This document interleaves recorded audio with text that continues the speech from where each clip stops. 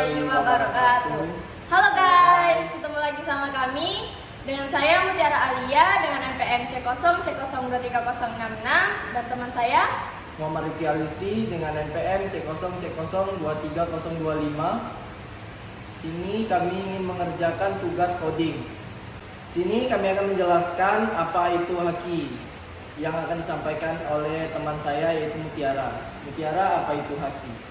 Haki pada dasarnya konsep tentang haki bersumber pada pemikiran bahwa karya intelektual yang telah diterapkan atau dihasilkan manusia memerlukan pengorbanan waktu, tenaga dan biaya.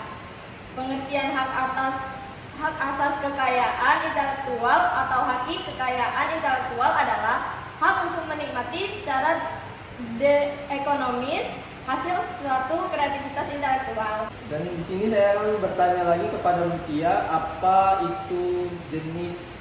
saja jenis hak kekayaan intelektual? Jenis hak intelektual ya. Hak kekayaan intelektual adalah hak yang diberikan kepada pemilik karya intelektual untuk melindungi hak-hak ekonomi dan kepentingan terkait karya tersebut. Dan haki itu terbagi menjadi dua, yaitu dia ada hak cipta dan hak kekayaan industri. Jadi pertama saya akan menjelaskan apa itu hak cipta. Hak cipta adalah hak ekualitatif yang diberikan kepada pencipta karya seperti musik, film, buku, dan seni lainnya. Untuk mengendalikan penggunaan karya tersebut, hak cipta menciptakan hak untuk memproduksi, mendistribusikan, menampilkan, dan menjual karya tersebut. Dalam beberapa kasus, hak cipta juga melindungi bentuk ekspresi ide yang sama yang digunakan oleh penulis lainnya. Dan terus selanjutnya kita ke hak kekayaan industri. Apa itu hak kekayaan industri? Hak kekayaan industri meliputi hak-hak atas penemuan, desain, merek dagang, dan paten. Rifki, di sini saya mau juga bertanya sama kamu, apa saja sih prinsip hak kekayaan intelektual itu? Sini saya akan menjawab apa yang ditanyakan sama Mutiara. Prinsip hak kekayaan intelektual terbagi menjadi beberapa, yaitu pertama, prinsip ekonomi. Prinsip ini menekankan pada pentingnya perlindungan hak kekayaan intelektual dalam mendorong inovasi, investasi, dan pengembangan ekonomi. Perlindungan haki memberikan insentif bagi para pencipta dan pemilik. Hak untuk terus menciptakan karya baru dan memperoleh keuntungan dari hak kekayaan intelektual. Dan yang kedua adalah hak prinsip kebudayaan. Prinsip ini menekankan pada pentingnya perlindungan haki dalam melindungi dan mempromosikan keanekaragaman budaya dan pengetahuan.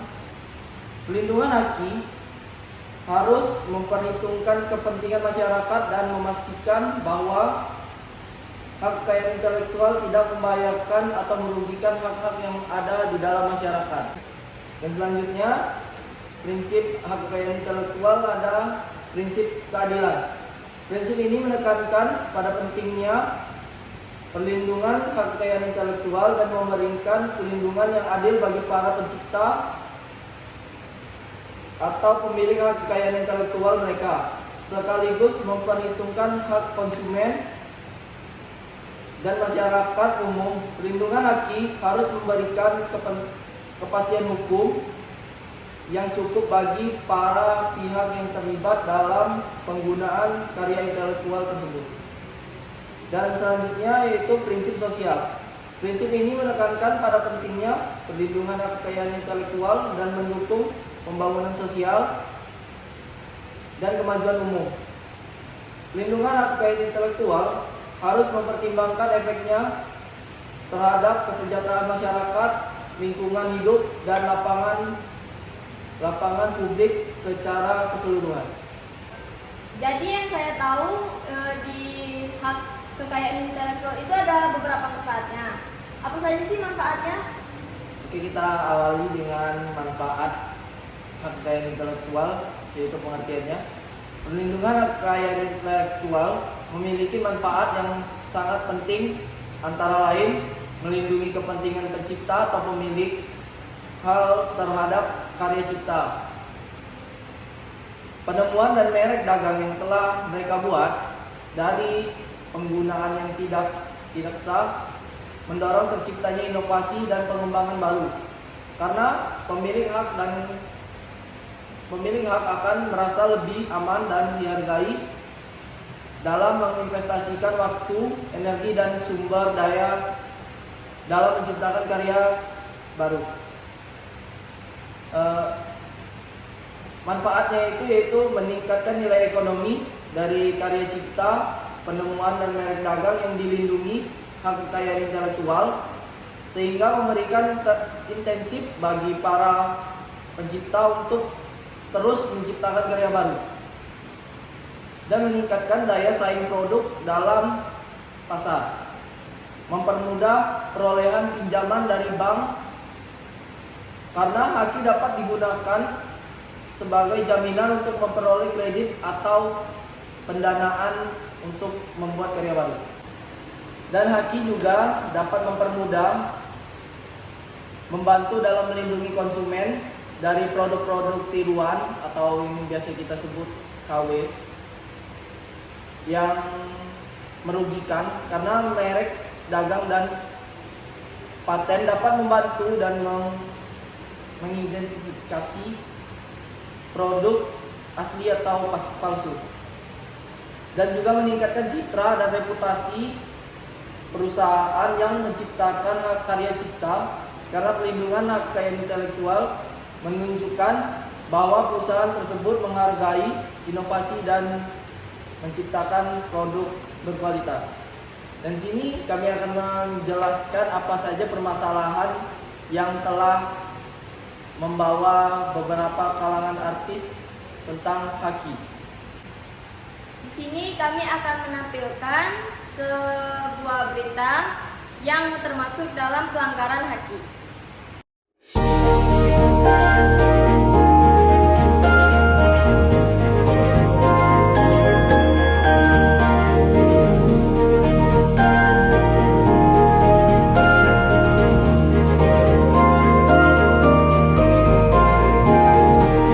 Dan di sini kami akan sedikit mengulas berita yang telah ditampilkan yang akan dijelaskan oleh teman saya, ya. Jadi, meskipun laporan kasus tersebut sempat diberhentikan pada Maret 2022 lalu karena dinilai tidak cukup alat buktinya.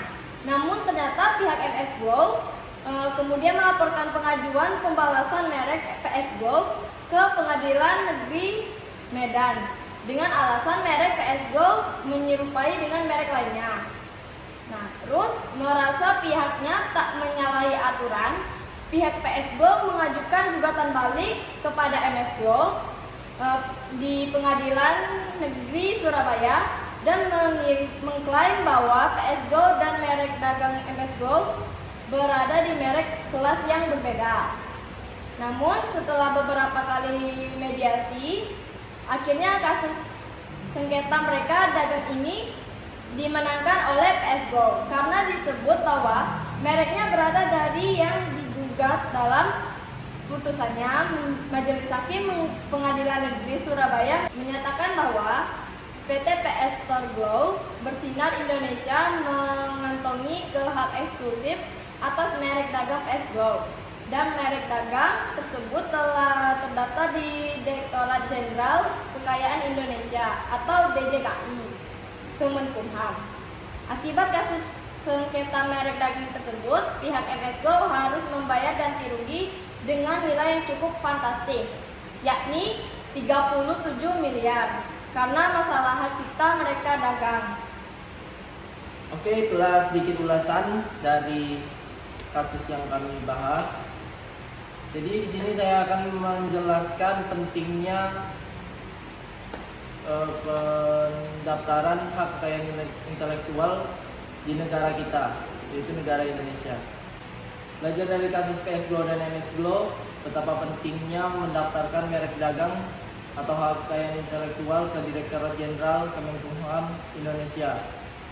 Dari kasus dua Crazy Rich ini, kita dapat melihat beberapa kerugian-kerugian yang dapat ditimbulkan jika pemilik bisnis tidak mendaftarkan hak kekayaan intelektualnya atau merek dagang yang ia gunakan untuk usaha mereka. Contoh yang dapat kita ambil yaitu dari krisis kepercayaan kepada konsumen dan juga dapat dipalsukan atau disalahgunakan oleh perusahaan-perusahaan lain. Sekian dari kelompok kami akhiri. Wassalamualaikum warahmatullahi wabarakatuh.